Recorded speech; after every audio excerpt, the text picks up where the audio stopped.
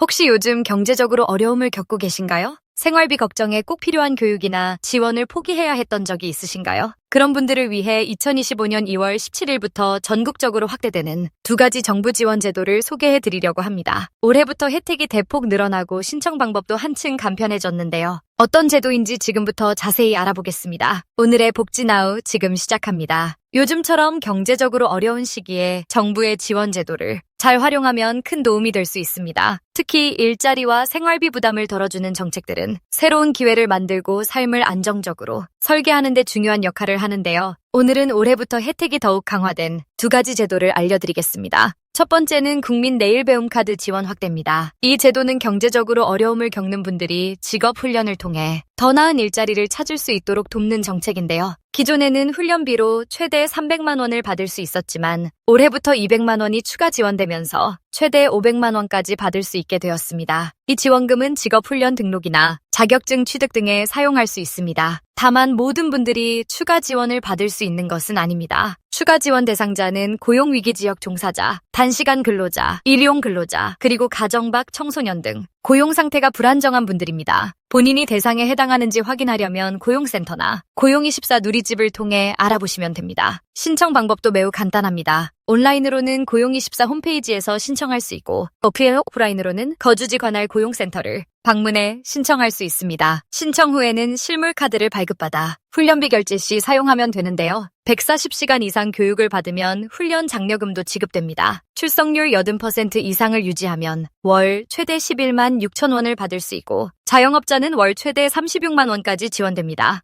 하지만 실업급여를 받고 있는 경우에는 훈련 장려금이 지급되지 않으니 유의하시기 바랍니다. 두 번째는 농식품 바우처 제도입니다. 이 제도는 중위소득 32% 이하 생계급여 가구를 대상으로 국산 신선식품을 구매할 수 있는 바우처를 제공하는 정책입니다. 2025년부터 지원 금액이 대폭 증가해 연 최대 100만 원까지 지원되며 지급기간도 기존 6개월에서 10개월로 늘어났습니다. 지원 대상은 임산부, 영유아, 만 18세 이하 아동을 포함한 가구입니다. 예를 들어 쌓인 가구 기준으로 월 10만 원씩 연 최대 100만 원까지 지원받을 수 있습니다. 기존 연 48만 원 지원에서 2배 이상 늘어난 금액입니다. 지급 방식은 바우처 카드 형태이며 이 카드로 국산 채소, 과일, 육류, 달걀, 흰우유, 두부 등 신선식품을 구매할 수 있습니다. 또한 사용 가능한 장소가 확대되어 농협 하나로마트, BES 더 프레시, GS25, CU 편의점 등에서도 사용할 수 있습니다. 신청 방법도 매우 간단해졌습니다.